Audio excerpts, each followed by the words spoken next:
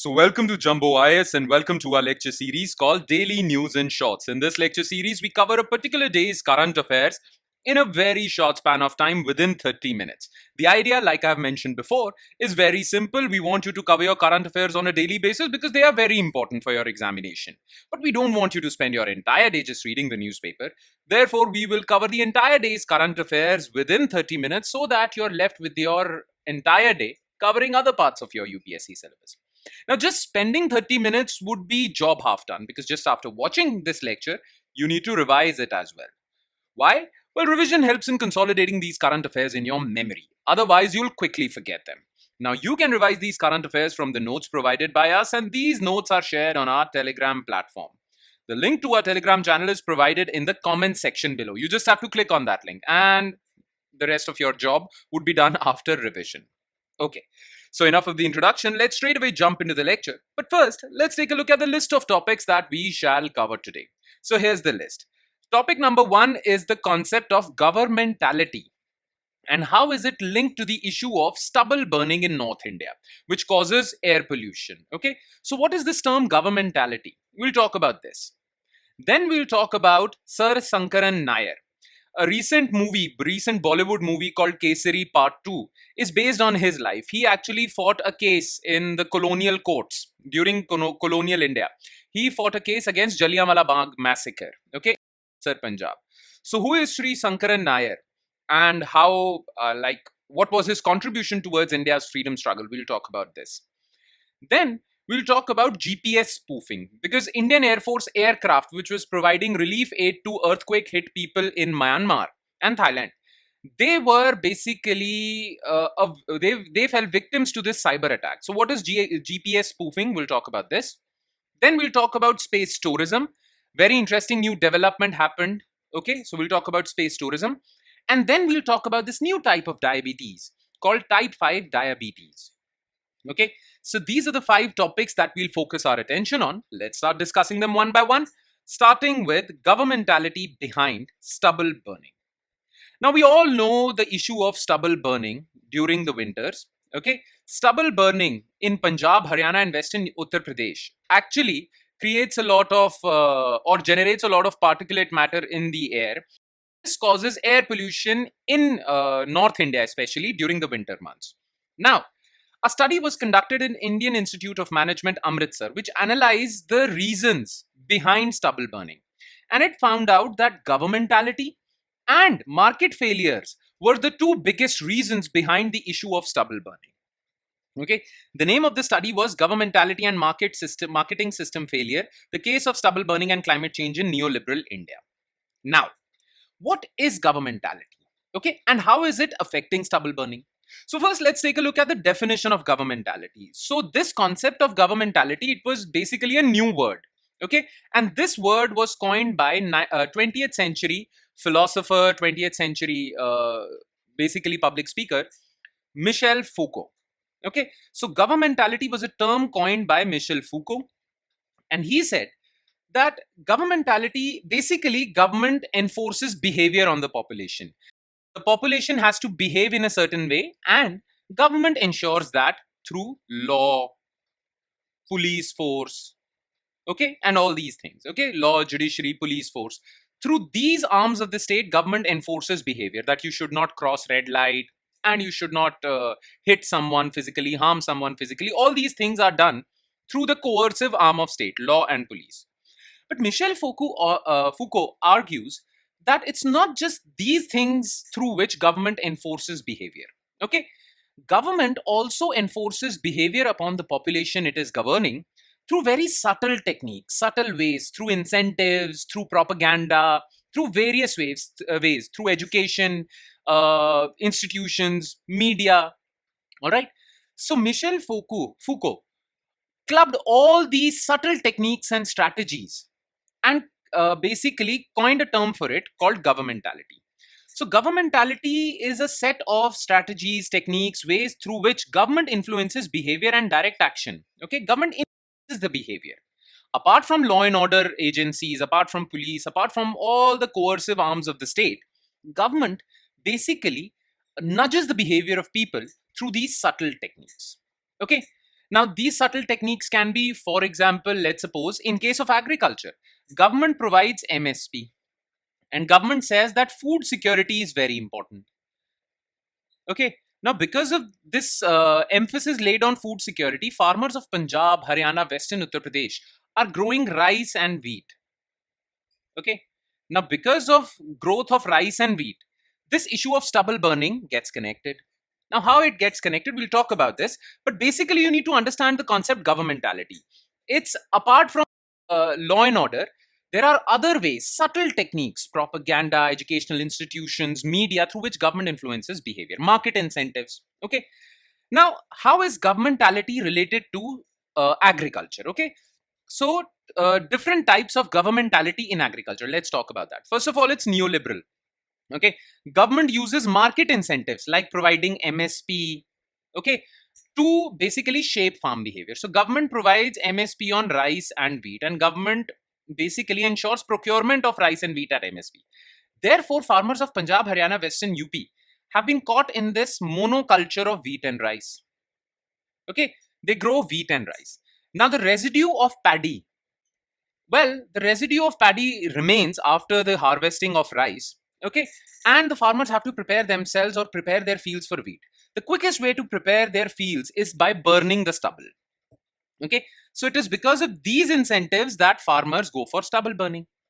Then there are authoritarian ways also. Government enforces penalties, forced compliance in case of stubble burning. So if in case a farmer is caught burning his stubble, well, fines are imposed and other things. Then pastoral governmentality. Now, by pastoral, basically Michel Foucault actually said that when he gave the concept of governmentality, he was talking about pastors in the Christian world. Okay. These pastors basically educate or enlighten the people about morality and immorality, and through that education they influence the behavior of people. Similarly, government positions itself as the protector of the entire population, yet government prioritizes urban areas over rural areas, because the thing is that the air pollution during the winter months in Delhi is also caused by industrial pollution, right? But we villainize farmers for that. Okay, majority of pollution, air pollution happening in North India during winter months is due to industrial pollution.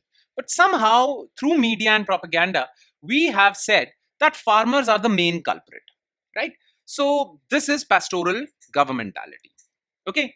Now, what is the impact of this governmentality as per this study by IIM? So, because emphasis is laid on minimum support price by providing market incentives and laying emphasis on food security, government has somehow incentivized the farmers of these regions to follow rice wheat monoculture. Okay. Instead of that, government should have incentivized them for growing eco-friendly crops, because rice wheat monoculture is harming the ecosystem of Punjab, Haryana also. Okay. Then, because of lack of alternatives to farmers to dispose of their paddy straw, well, government is somehow forcing farmers to burn this paddy, because government is penalizing stubble burning, but yet government is not providing effective alternatives as to how to dispose of this paddy. And farmers need to dispose of this paddy because they have to prepare their fields for wheat. Okay. Then bias in favor of urban areas, we have discussed it, and market exploitation. The thing is that farmers are exploited by these middlemen, and because of that, they are indebted. Now, because they are indebted, they do not have much choice when it comes to farming operations. Because they are indebted, they need money. They think that they need to prepare well in advance for their wheat crop, otherwise they would lose out on the money earned from wheat crop, and therefore they quickly burn the fields. Okay, they don't feel secure, and that is why they say that even if we are being penalized, we will burn the stubble. Clear? So what is the way forward? Well, you need to provide farmers with alternatives so that they can monetize their crop residue. Promote fodder, biofuel, packaging industries. Fodder can be used, crop residue can be used as animal fodder, can be used for production of biofuel. Farmers can sell this fodder or sell this crop residue for money. So you need to provide effective market linkages so that farmers are incentivized to sell this crop residue rather than burning it. Then farmers should also be incentivized for crop diversification. Rather than following this monoculture of wheat and rice, you need to reform MSP regime and incentivize pulses, oilseeds, millet production. Provide direct market linkages to farmers. Okay, transparency, direct farmer market linkages so as to bypass this middleman exploitation. Then government should also subsidize the technology used for removal of this paddy straw so that farmers have access to this technology, happy seeders, biodecomposers, rather than so that farmers have access to these technologies and they basically do not burn their paddy straw. Okay. And also to promote alternative agricultural practices like zero budget natural farming. The workshops were conducted in Haryana for zero budget natural farming and it reduced input cost by 40%. This would help farmers. Okay. So you have to use governmentality in a positive way so as to yield positive outcomes. Currently, we are using governmentality in a negative way, and that's why farmers are left with little choice to basically burn the paddy straw. Okay. All right. Now let's move on to second news item, which is Sri Sankaran Nair. Okay. So Prime Minister Narendra Modi recalled the nationalist and jurist Sir Chetur Sankaran Nair, who fought a legendary courtroom battle against senior official of the British Raj, who had sued Sir Sankaran for holding him responsible for the Jallianwala Bagh massacre. Okay. Now the thing is, Sir Sankaran Nair, one more important thing. April 14th marks the anniversary, 106th anniversary for Jallianwala Bagh massacre in Amritsar, where many protesters were gunned down by the British troops. Okay. Now, it really shook the imagination of or shook everyone. Okay. All nationalists were really sad. And Sri Sankaran Nair basically uttered some bad words for the British Raj. Okay, some British official. That British official lodged a defamation case against him and he fought a courtroom battle for that defamation case. It was a legendary courtroom battle where he basically revealed the atrocities committed by the British Raj. Though he lost that case, but still, he fired up the nationalist imagination. Clear? So that is why he's famous. Okay, April 14th on the on the anniversary of Jallianwala Bagh massacre, well, Prime Minister remembered the contributions made by Sir Sankaran Nair. Okay, plus a Bollywood movie is also being made, which is, the protagonist is playing Sir Sankaran Nair in this case. Okay. Now, Sir Sankaran Nair was a distinguished jurist. He was a judge of Madras High Court. He was a public prosecutor also. But along with being a jurist and a fearless nationalist, he was also a statesman. Okay. Now, about his achievements. So, Sir Sankaran Nair was appointed public prosecutor in 1899 and went on to become a judge of Madras High Court in 1908 during the colonial times, when the Britishers basically, well, they were a little racist and they never allowed Indians to reach higher positions, but he reached there. He received knighthood. That means he got the title of Sir in 1912. And he also became a member of Viceroy's Executive Council for Education. That is like an education minister in Viceroy's cabinet, okay, in 1915. But he resigned from his post in protest of Jallianwala Bagh massacre. So that means he was a nationalist. Now, what were his contributions towards freedom struggle? So first of all, the Jallianwala Bagh defamation case. He fiercely held O'Dwyer accountable for 1919 Jallianwala Bagh massacre, faced a defamation suit in British court, and despite losing the case, displayed moral courage by refusing to apologize. Then he also advocated for political reforms. He advocated for constitutional reforms and India's self-governance. In fact, he was a chairman of All India Committee that was about to meet Simon Commission. Okay, so his political reform credentials are very bright. He was also once a member of Congress also, though later he criticized Congress, but he presided over Indian National Congress session at Amravati in 1897. He also authored a book called Gandhi and Anarchy, in which he criticized Mahatma Gandhi for non-cooperation movement, but also criticized British government. So he criticized both. Okay, but his main credentials lie in the legal field. And for that, he launched Madras Law Journal and Madras Review.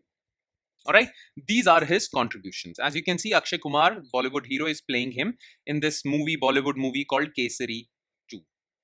Okay, so yeah, he was being remembered by Prime Minister, the Honorable Prime Minister, on the anniversary of Jallianwala Bagh massacre.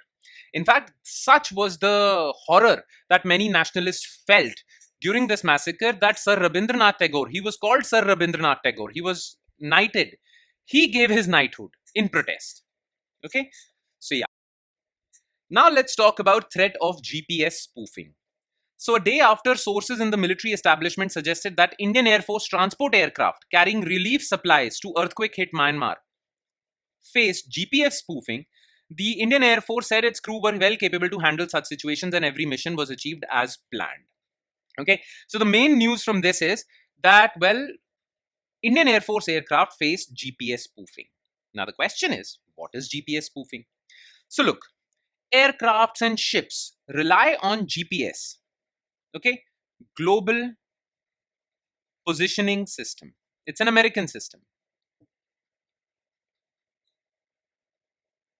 for locations, okay, for reaching their location. Now, we all also use GPS. Whenever you order something from e-commerce apps, food delivery apps, whenever you order something, you can track the location of your delivery guy, right? That is because of GPS. So aircrafts and ships, all these transport carriers, they use GPS for navigation. But what if? The thing is, yes, one more thing before I come to what if part, okay? The thing is that GPS is operated through a system of satellites. So NASA had launched satellites that provide positioning, location, timing services. So you receive GPS signals from these satellites. Okay. Now, what if there is a hacker who hacks into your GPS receiver and he receives real GPS signals, then he modifies them, okay, and gives you false location data by generating new GPS signals. Now, your receiver is thinking that you are receiving these GPS signals from the satellite, but actually, the hacker has basically changed those GPS signals. This is known as GPS spoofing or simulation. Okay. Also known as GPS simulation is a form of cyber attack that includes generating fake GPS signals to mislead an aircraft. What are the threats? Well, you can mislead an aircraft. So there are aviation risks.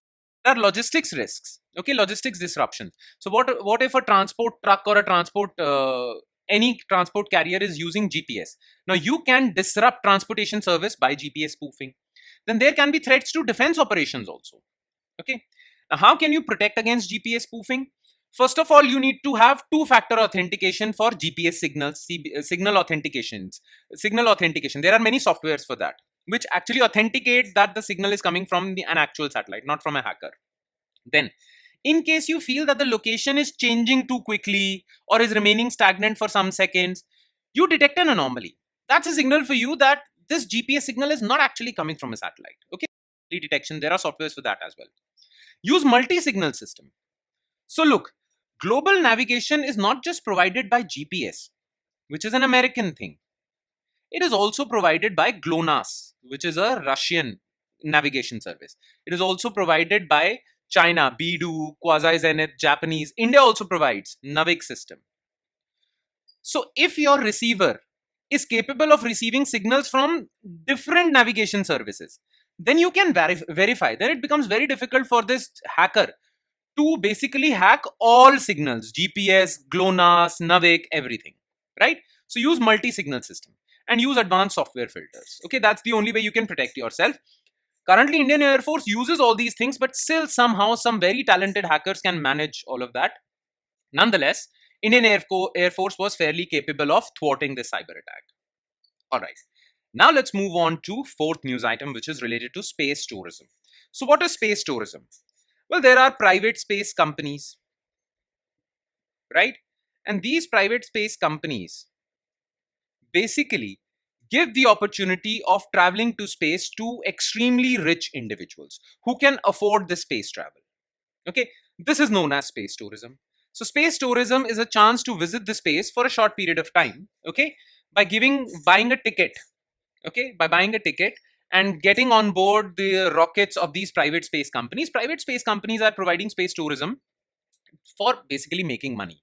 Okay, private space companies also have to earn a profit. So they provide space tourism services, but space tourism services are just like any other tourism services, transport services. You buy a ticket, you go to space, you come back. Okay, for recreational purposes. Now, space tourism is extremely expensive. Only very rich individuals can afford it. And that is why these space tourism travels are not that frequent, because it's difficult to travel to space. Nonetheless, there is a company, private space company called Blue Origin. This space company is owned by Jeff Bezos, the owner of Amazon. We all know about Amazon, right? Now, he is basically, his company Blue Origin is providing space tourism. Okay, so a flight is being prepared, and in that flight, an all-women crew would go. So pop star Katy Perry over here and 5 other women went to space on Monday aboard a rocket operated by billionaire Jeff Bezos' private company Blue Origin. Now, this is the first time since an all-women crew has traveled to space since 1963. The last time it happened was in 1963.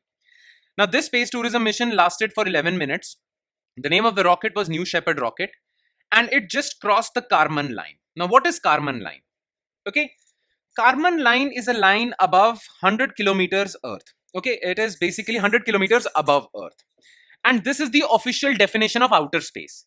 Okay, so the definition of outer space or outer space begins beyond this Kármán line. Okay, so it's a hypothetical line. When you cross this line, 100 kilometers above Earth, then you enter outer space. Okay, so this mission lasted 11 minutes. So these all women crew went to space for 11 minutes. Okay, felt weightlessness, gravitylessness. Okay, and then came back after 11 minutes. They crossed Kármán line and then they came back. Okay, that's all you need to know about this particular space tourism mission. But there are different types of space tourism. All right, there is a suborbital space tourism. In this, very short tenure flights are launched just above Kármán line and then they come back. Okay, this is suborbital tourism. Then there is orbital tourism, extended stays for larger periods of time. When you go to outer space, sometimes you dock at International Space Station for a few days and then come back. Then there is a proposed lunar tourism, where private space companies like Elon Musk's SpaceX, well, they will take these rich people who can afford a ticket to moon for tourism. So propose future mission circling or landing on moon. It is called Dear Moon project of SpaceX. All right. Now, what are the concerns of this space tourism? First of all, there are environmental concerns, because the thing is that these space tourism activities are done for leisure of rich people. There is no scientific value to it. Okay. Now, we are doing these leisure activities at the expense of environment because a lot of greenhouse gas emissions are done in these space launches. Okay. And ozone layer also gets depleted. So for your leisure, for the leisure of rich people, we are harming the environment. There is no scientific value. Plus, there are still safety concerns. Okay. And then there are ethical concerns. Rather than spending so much money for providing leisure to rich people, you can fund, well, climate action, poverty alleviation, and all that. Okay. So these are the concerns cited by people generally. All right. Now let's quickly move on to the last topic of the day, which is type 5 diabetes. So type 5 diabetes discovered almost a decade ago. Okay. But it was not officially recognized as diabetes. Okay. It was discovered, but not officially recognized. Now, recently, International Diabetes Federation at World Congress on Diabetes, which was held at Bangkok in 2025, International Diabetes Federation at this Congress admitted or officially recognized type 5 diabetes. Okay. Plus, at this Congress, International Diabetes Federation also announced that a global task force has also been formed to explore epidemiology and pathogenesis of this disease. Now, you need to know about these two terms. What is epidemiology and pathogenesis? So epidemiology is the study of how disease spread among population and how to prevent and control them. Okay, how does different diseases become epidemics? Then what is pathogenesis? Pathogenesis is basically studying the development of a disease, the start of a disease, onset of a disease, then when how full-blown symptoms appear, then when the disease basically disappears, what is post-disease recovery. So the entire life cycle of a disease is studied under pathogenesis. So International Diabetes Federation basically created a task force to understand epidemiology of diabetes, this diabetes, and pathogenesis. You need to understand these two terms. An MCQ might be created out of these two words, epidemiology and pathogenesis. All right. Now, some information about type 5 diabetes. So look, there are two types of diabetes. Okay. Type 1, type 2. Okay. Now, type 1 diabetes happens in young children. It is an autoimmune disorder in which your body does not produce insulin. So your blood sugar level increases. Type 2 diabetes happens to, well, middle-aged people. Because of their obesity and poor lifestyle choices, lack of exercise, they have become insulin resistant. They do produce insulin, but that insulin does not remove or reduce their blood sugar levels. So their blood sugar levels remain elevated. Now, what is type 5?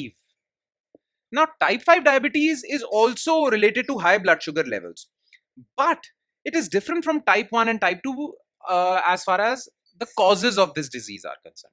So it is a form of diabetes linked to severe malnourishment, severe malnutrition among young people. Okay. mostly, especially in low and middle income countries. So, what are the causes of this type 5 diabetes, high blood sugar? Well, if during your early growing age, critical growing age, you do not receive enough protein, micronutrient, you are undernourished, then you can develop type 5 diabetes. The symptoms are similar to type 1.